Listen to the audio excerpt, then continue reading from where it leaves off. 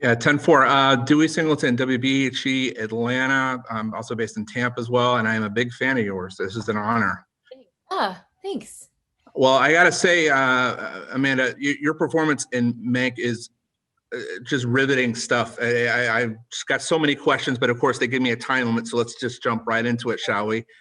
My first question is, how much research did you put into this role of Marion Davies?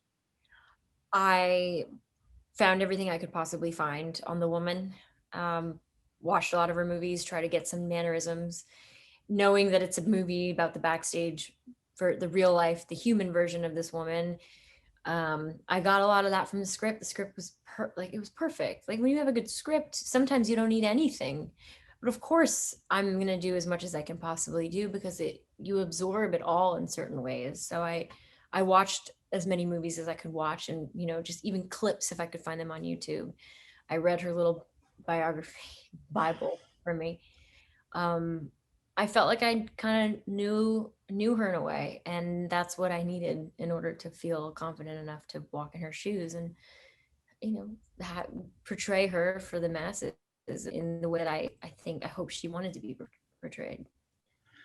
Now, I think that's why your performance is just absolutely breathtaking at times, because it was almost you're bringing her back to life in front of us, and that's what made us, especially a cinephile like myself, just in love with what you did with the role.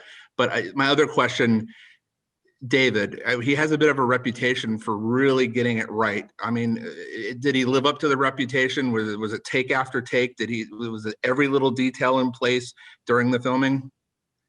Oh yeah, no stone left unturned. That is, I imagine someone like David being able to really sleep at night. I'm sure if I asked him, he'd be like, I don't sleep, but who knows? I just know that they, from my perspective, he didn't leave anything, leave any guesswork, and I've never gotten the opportunity.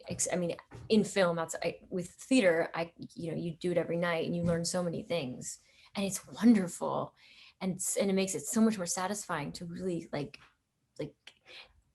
cut away everything. And I had the opportunity to do this. I had the time to do it, and the multiple take thing really works for me.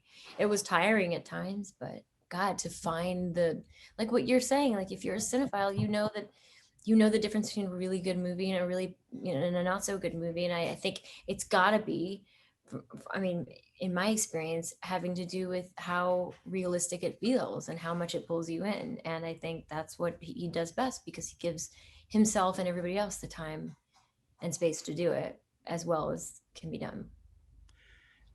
I have to imagine there was a moment, and this will be the last question. I'm so blessed to have been able to talk to you today. This is really a treat. Mank comes out on Friday on Netflix, and everybody should check it out.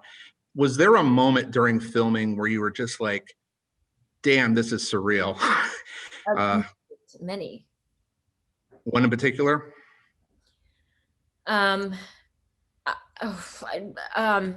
Sure.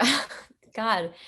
Yeah, so there's a moment when I was standing up in the funeral pyre, screaming, having a fake cigarette, newly pregnant, trying to hide it, standing up there with Gary, and they yell action for all the horses to be running across with all the guys with guns shooting up. My life is absurd. I find myself on the craziest movie sets with the craziest, most amazing people.